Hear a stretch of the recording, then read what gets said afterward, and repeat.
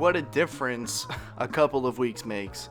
What's going on, everyone? Nick or Catalyst here. Welcome back to the channel, and today we are going to be talking about my impressions, my opinion of the Call of Duty Modern Warfare beta and whether or not I like it, first of all, and whether or not I think the final product that will come out on the 25th of October will be worth your $60. Obviously, I made an alpha impressions video, and I started off this video by saying, oh, what a difference a couple of weeks will make, and that should give you kind of a clear idea about where this video is going to be headed. But stick around, I got a lot to talk about, got a lot of opinions to share, got a lot of controversial things to say, and I hope my opinion is worth it as a Battlefield player, one player that is looking to switch over because of the recent struggles of Battlefield 5. Of course, if you're finding me for the first time, that's the situation that I'm in. That's a situation that a lot of Battlefield players are in, so I think we're all in the same boat. So in the background is going to be some really nice clips, some of my better clips from the first weekend, and then in the second half of the video, I'm going to try to make this video around 12 minutes long. In the second half of the video, it's going to be some uncut gameplay of what the game, for me and for a lot of people, appears to mostly be like. So you'll see what I mean when we get there. But what I'm going to do is I basically have a list in front of me right here. This is a live commentary. This is unscripted, apart from the notes I have in front of my screen right now. So what we're going to do is I'm going to go through, talk about my bullet points that I have here, and we're going to open up a little bit of a conversation about the Modern Warfare beta and perhaps some things that they can fix, some things that they don't need to, and things that just plain don't work at all. So if you end up enjoying this video, make sure that you do drop a like on it and subscribe if you're new. Follow me on Twitter, join my Discord, all that good jazz. Share the video if you enjoy it. Let's get right into it. Okay, so we're going to talk about the good things first. We're going to save the complaints for later in the video. That's usually the format that these videos tend to come in, so we're not going to shake up the formula too much here. But things that I liked about the beta that carried over from the alpha specifically are the feelings of the guns and the attention to detail in the weapon performance. I think this is probably the most realistic game that Call of Duty has ever made, and I actually really like that attention to detail. The guns all feel really, really crisp. They feel powerful. They feel like they really pack a punch, and overall they feel good to use. This isn't really reinventing the wheel all that much. Call of Duty has always been known for some really, really good gunplay, and I really feel like they doubled down on that and made the guns feel that more realistic and feel that more, I want to say crunchy, but I really don't know if that's the best description for the way that it feels. That's kind of just the first word that comes to mind, is I absolutely fry that entire team. Got a nice 5-piece for the video. Was really, really happy with that. I posted that on Twitter, actually. But back on track, the guns just feel so good, and it's the small things that I really enjoy, like being able to reload while aiming down sights. You don't have to, choose one or the other anymore. You can do both at the same time. The ability to run through doors, although that's not exactly the most revolutionary thing in the entire world, it's something that I think they do right, and it's something that I think Call of Duty has been lacking for a long time, and that makes the maps a little bit more dynamic, makes them a little bit more interesting to play through. But they are a little bit glitchy, I will say that much. Sometimes you can see somebody bursting through the door before they even actually do it. It's a little bit glitchy. It's a beta. I'm gonna try not to use that excuse too much throughout the course of the video, but all of that being said, in addition to that, being able to get on new parts of the map, more vertical gameplay. I think verticality is something that Call of Duty has not exactly done an overabundant amount in the past, but I'm really enjoying the way that they implemented it so far. It adds a different level of diversity to the maps. It spices things up. Definitely makes you think a little bit more about where you're going to and how people may be on the rooftop across from you have no idea. So it's something that's definitely a little bit controversial at that point, but I appreciate the effort that they are issuing out in order to make the maps a little bit more dynamic, the maps a little bit more exciting, and to have players think a little bit more on their feet, not just having to spam their aim assist whenever they come into a gunfight. So I really ended up enjoying that. So moving on, the customization is new this year, and obviously it's not new to the franchise. It's been in the franchise forever, since Call of Duty 4, the creative class, obviously, but this new type of customization is new to the franchise. The pick 10 system is gone. You get 5 attachments and you are forced to pick and choose which ones you want, and there are a lot of options, and it appears that there are more options coming, and I really prefer the system. It really adds an extra layer of levity to your choices, and I understand that the pick pick system, obviously you had to, weigh and balance your choices, but a lot of those things came to the class as a whole and not just to the weapon, and I really kind of enjoy more control of my weapon and not having to worry about the rest of the class. And I remember running some funky classes back in the day, back in the Black Ops 2 days, just to satisfy what I felt was necessary on the weapon that I was using. So with that being said, I really like the customization in the game. I think that's one of the better aspects of the game, and that's something that, again, I really enjoyed. So this next session is titled I Like It, But, and but is in all capitals. These are things that I am 50-50 on, but I'm leaning towards liking, but there is a huge issue that's kind of stabbing that thing that I enjoy in the back, and you'll see what I mean. And the first thing is kill streaks. Kill streaks are back in the game, and I like all the kill streaks. I like the way they look, I like the way they perform. They all are very rewarding and cool, but I miss score streaks, especially with the added defense function when playing domination. There seems to be an emphasis on actually playing the objective, which is funny because nobody plays the objective whatsoever.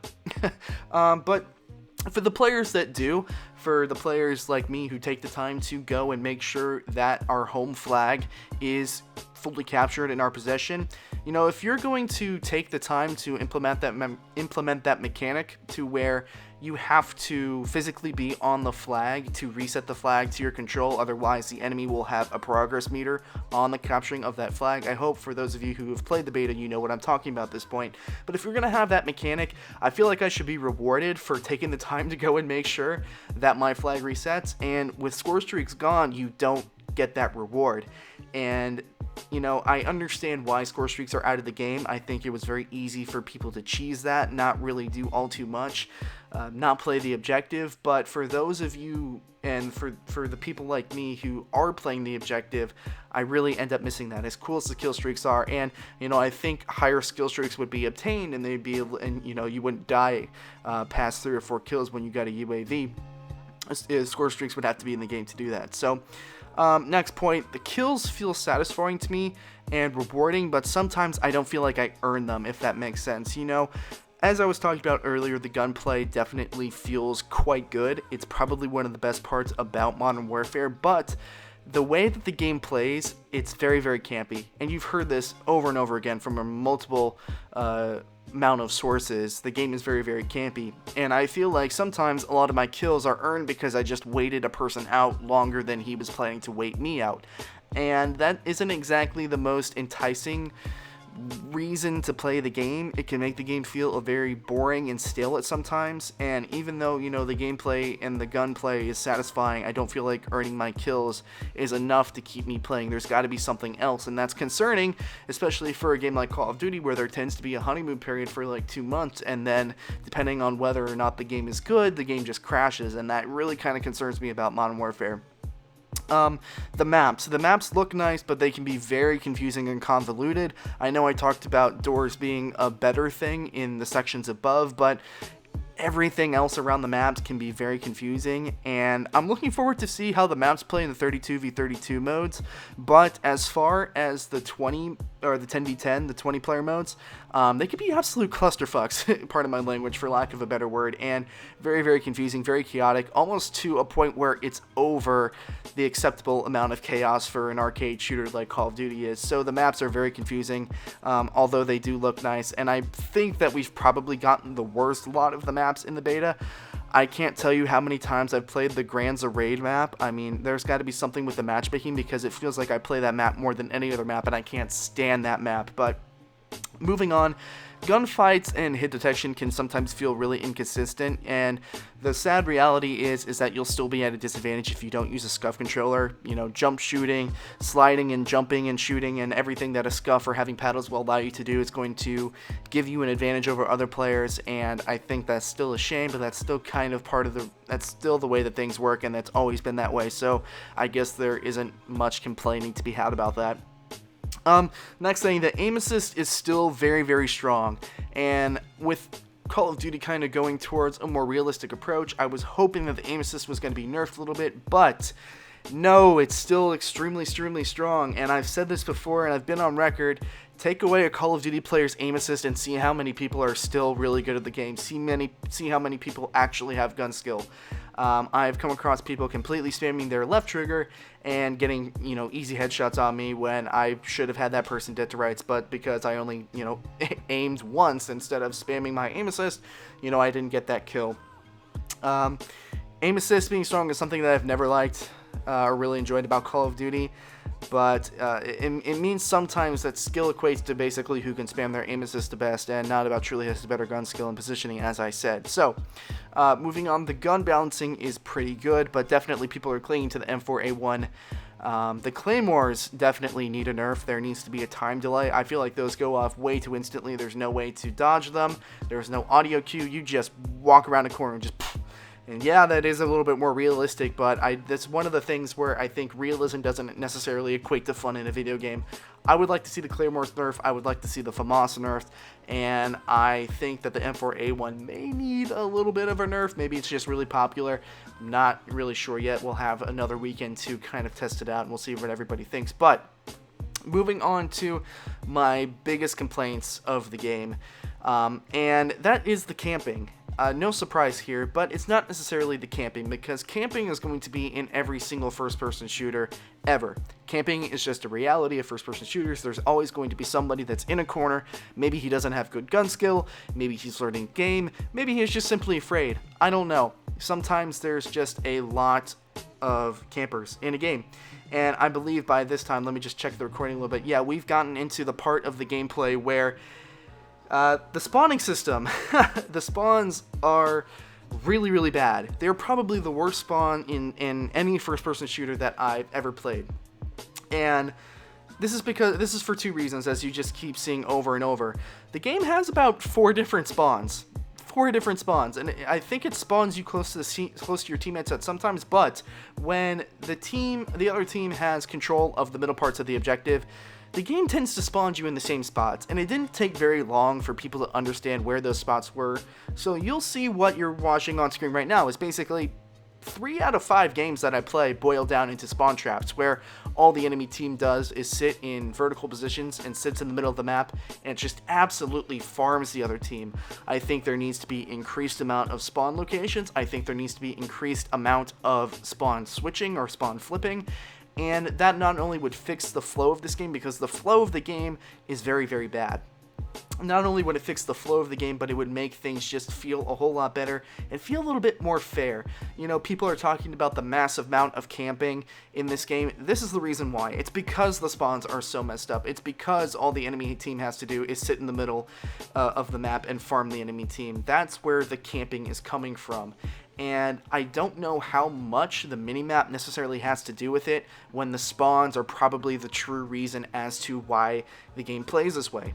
And it's very, very disappointing, because as I was talking about earlier, when the game is performing and functioning great, and everybody's having a good time with it, the map is flowing, this game is fun. But so often the spawns are absolutely broken, and there's snipers, shooting people on the left lane and going across. Sometimes people are just camping in the middle and just farming the right corner of Grand's Raid, like you've been seeing in this last section of the gameplay. But if the spawns are fixed, this game is going to be a lot better. If the spawns remain the same, this game is going to irritate and drive away a lot of people, because they are that bad. Just some closing thoughts on the beta in general. I really flip-flop about how much I enjoy this game.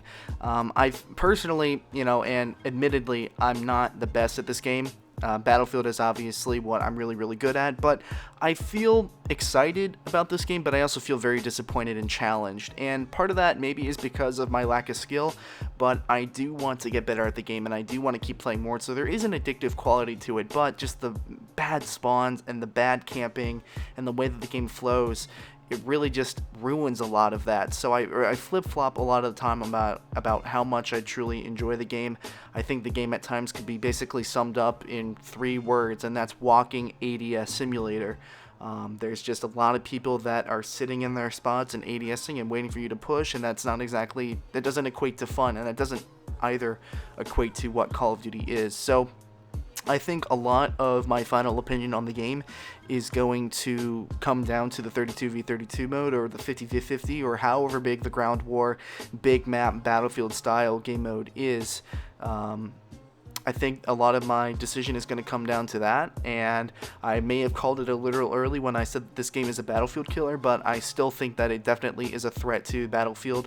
It's a threat to a lot of the first-person genre, or the first-person shooter genre, and, you know, if Infinity Ward is listening and they're fixing things, which so far I think I've also been impressed by how much Infinity Ward is listening and how much they are listening to feedback and how much they want this game to be good. This game is very polished, even for a beta. So I think that in itself should be commendable. It's gonna come down to the second week of the beta, as far as final thoughts are concerned, and whether or not you should buy it on October 25th. So with that being said, thank you all so much for watching. I know this video was a longer one. It's gone a little bit over, but thank you for watching regardless. If you liked it, drop a like on the video, share it around. I would like this video to go around as much as possible. Subscribe if you're new, turn on post notifications if you haven't already. My name is Nick, or Catalyst, and I will see you all another time. Without you, I remember myself, my name.